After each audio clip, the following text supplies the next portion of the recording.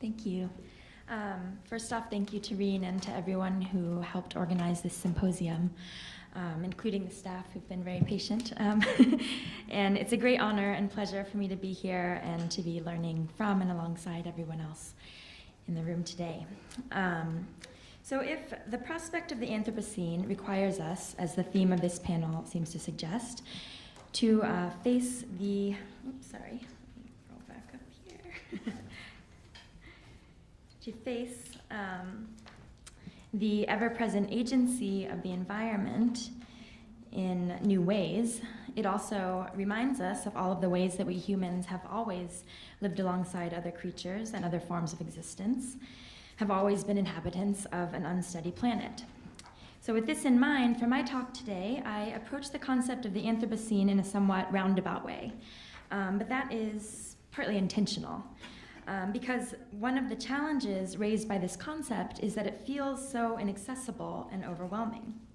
In part, this is because, as many of the presenters have already pointed out, the sheer magnitude and intensity of the environmental ruination associated with the concept of the Anthropocene presents us with a problem of scale. So there's a sense that climate change, for example, is our human responsibility to fix, but that it is also unfolding on a scale far too vast for any of us to touch or to adequately address within our existing political arrangements.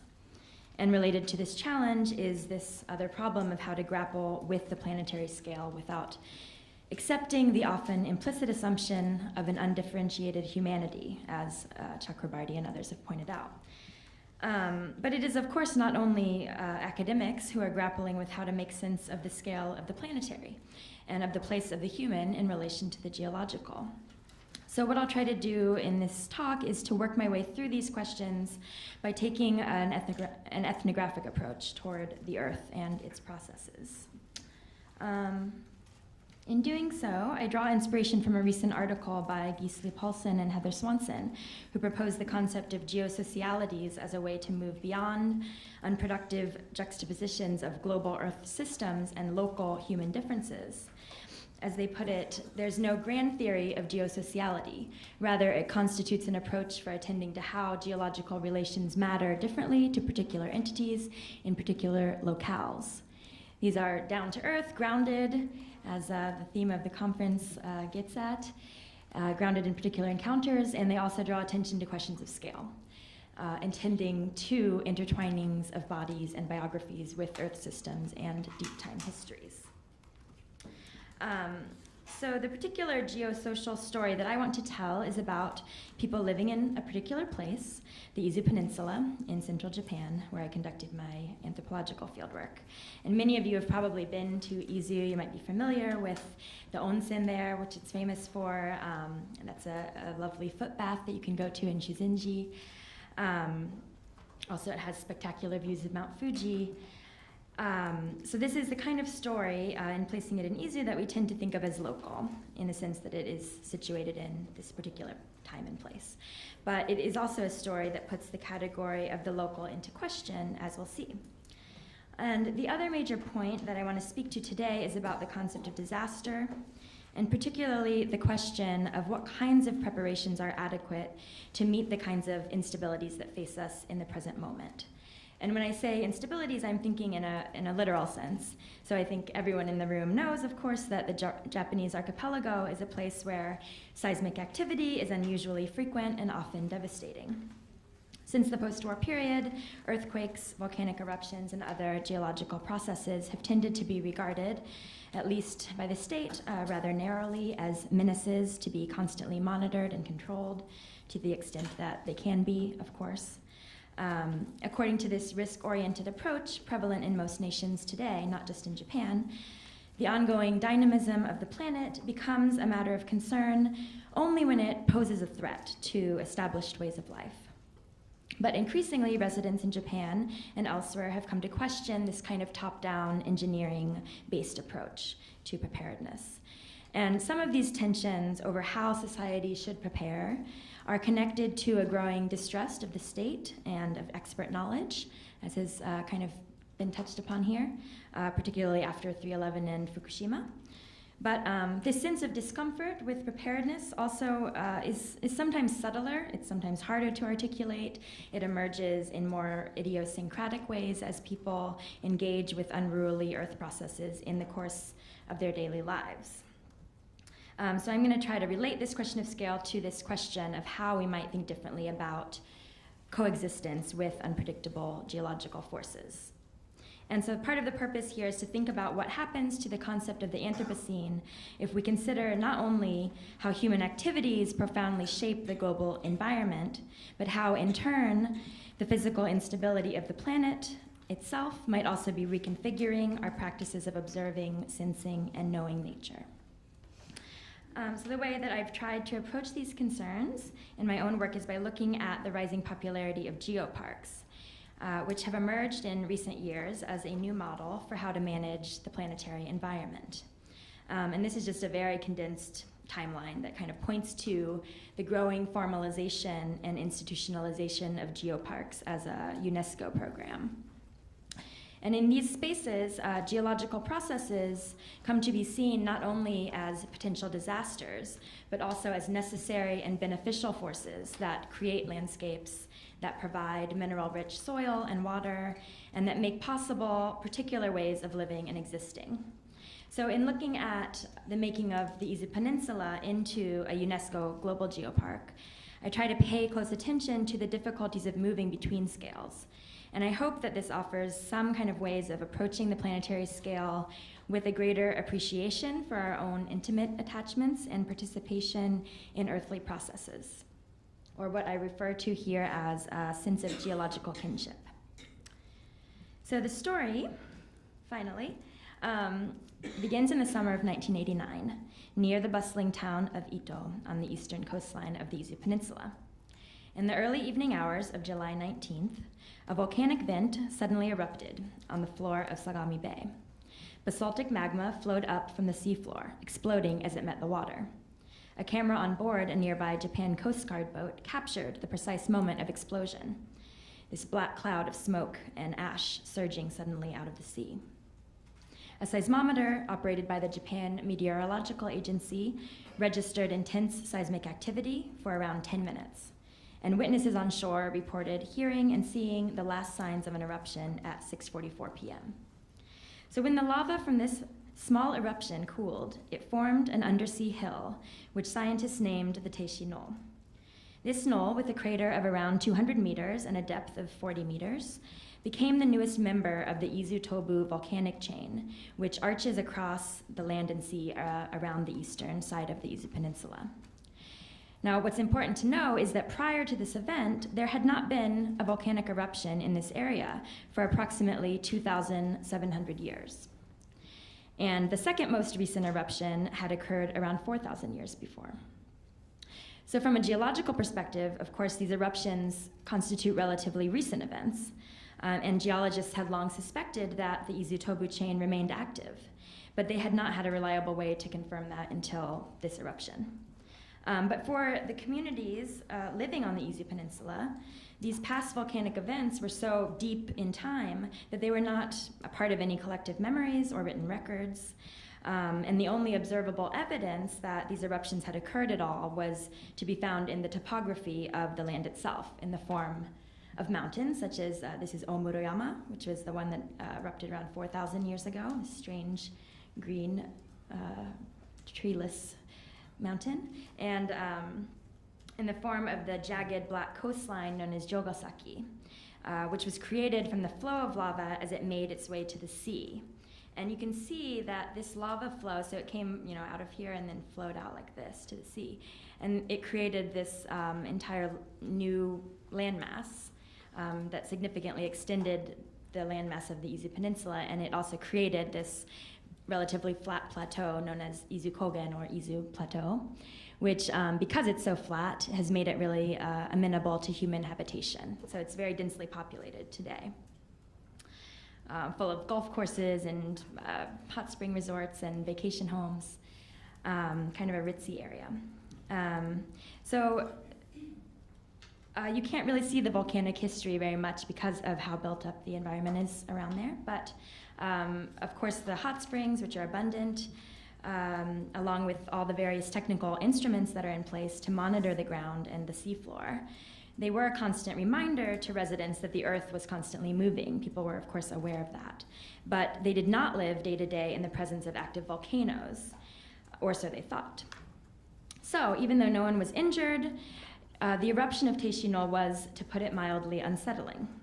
And what ended up happening was that after this eruption, a well-known volcanologist based at Shizuoka University named Koyama Masato started to become involved in the local response to the eruption. He started pushing for local government officials to come up with an evacuation plan and other basic preparedness measures. So he made it clear that monogenetic volcanoes like the Teishi knoll actually only erupt once, but other vents along this Izutobu volcanic chain could theoretically become active at any time. So the next eruption could very well happen on land very suddenly, even in the middle of a densely populated area like Izukogen. Despite the warnings, however, Koyama found that local officials were very reluctant to create any kind of plan. They thought that doing so might cause undue panic, and they were also worried that talking openly about a volcanic eruption might discourage visitors from coming to Izu, which was a major concern in a region where the local economy had long been dependent on tourism. And ironically, dependent on hot spring tourism, so volcanic tourism. But it wasn't sort of presented as such, as a volcanic place. So Koyama made it his mission to change this public perception. He reports often in kind of published accounts and talks that he not only found the officials' response irresponsible, or the lack thereof irresponsible, but he thought it reflected a worrying lack of geoscientific knowledge and a lack of appreciation for the long-term benefits or the gifts, the okurimono, that volcanoes and earthquakes actually bring to human communities. So he started leading all kinds of various public education efforts, like publishing in the local newspaper, holding lecture series for our local residents, and co-hosting a summer school program for kids, which I'll touch upon a little bit later. So Koyama insisted that if people could learn to see their surrounding landscapes through a geological lens, they would become more attuned to how their own lives were intertwined with the planet's ongoing activities on a daily basis. And with proper training, he thought residents could learn to interpret for themselves the meanings of various earthly features and to better equip themselves to deal with actual risks. And importantly, he also suggested that this geological awareness was actually already nascent in the diverse ways that communities in Izu had learned to rely on their surrounding environment. Because historically speaking, Izu was not always an easy place to live. It's very mountainous, there's not a lot of arable land. Communities weren't able to grow rice there in most places, so they had to come up with all these other creative ways to carve out a living there. And so during the Tokugawa period, this often took the form of extracting mineral resources. One example of this is the utilization of mineral resources like stones and, for example, gold and silica. And another example of this is the cultivation of wasabi, which is a notoriously difficult crop to grow, but it happens to thrive in the very specific atmospheric and geological conditions of the Yamagi Mountains in central Izu. So Koyama started highlighting these kinds of ways that people were already living with the geological and that they already had knowledge of geological processes. And this started to resonate with the notion of the Geopark, which was emerging around the same time. The concept had started to be developed in the late 1990s by European geoscientists who wanted to extend the narrow focus on biodiversity that had been central to nature conservation efforts to include geodiversity and geological heritage. And so today, an important way that geoparks do this is by supporting geotourism efforts. And these are some pictures from Kyushu, which has a lot of highly active volcanoes and a lot of geotourism. But over about the past 10 years or so, there have been 40 areas designated national Japanese geoparks, and 9 of these have also gained this more rigorous status of being UNESCO global geoparks. So in part, this popularity can be attributed to the fact that these areas don't claim to separate out human beings from nature, as in the national park model. Instead, they include humans within a holistic, integrated concept of nature, which for UNESCO is based in an Earth system science perspective. And the way that it's phrased by the Japanese Geoparks Network is that a geopark is a place where you think about the Earth as a whole, from the ground at your feet to the boulders and all the way into space, from billions of years into the past, all the way into the future, and about the mountains, rivers, oceans, the atmosphere, and the organisms that live within it. And that, of course, includes human beings. And this approach, a lot of people told me, they felt that it kind of aligned with already existing ways of managing natural resources, in that it recognized the relationships between things and between nature and culture rather than promoting a separation between them. And they often compared this to the Satoyama approach to managing nature. So, long story short, eventually local bureaucrats who had been so resistant to the idea of creating a disaster preparedness plan ended up championing this idea of making the Izu Peninsula into a geopark. And so by the time that it actually got certified as a Japanese geopark, in just under about 30 years, volcanoes had gone from a topic that was scarcely discussed at all by local officials and by residents to being the organizing principle of an entirely new model aimed at revitalizing the peninsula. And so when I arrived there, I was very interested in how this designation was reshaping the ways that people were understanding and responding to Earth processes. And I ended up spending most of my time with people who were taking on this new role in the park as Geo Guides, which in order to become a Geo Guide, you have to go through a pretty rigorous training and a certification process, which involves field trips across the peninsula. And this is one of those field trips that I went on because I was able to participate in the training course. And what I found was that as people got to know their surroundings more intimately, through sustained, deliberate encounters with, for instance, particular stones, with mountains, other landforms, they also came to greet earthly instabilities, not merely as potential risks, but as the reawakening of something familiar, a sense of the land itself as animate, powerful, and capricious. And there's a lot more to say here to kind of make that claim clear, and I'll try to get to that. But I want to return first to the question of scale and kind of work my way back. So in order to understand the making of Izu into a geopark, certainly local dynamics matter a lot, right? In Izu, there's all kinds of things I didn't get into, but there's conflicts within Izu among the east and the west coast. There's also all kinds of kind of political, economic factors like rural decline, economic decline, and depopulation, which have made local officials much more eager to embrace this kind of new model for revitalizing the peninsula, and that's very important to understand. But in addition, this story is also explicitly a global story, right? It's about how this particular place gets drawn into a UNESCO-authorized framework of the global geopark. So it's global in the sense that geoparks propose a particular way of making sense of the globe, of the natural world, and of the place of human beings within that world.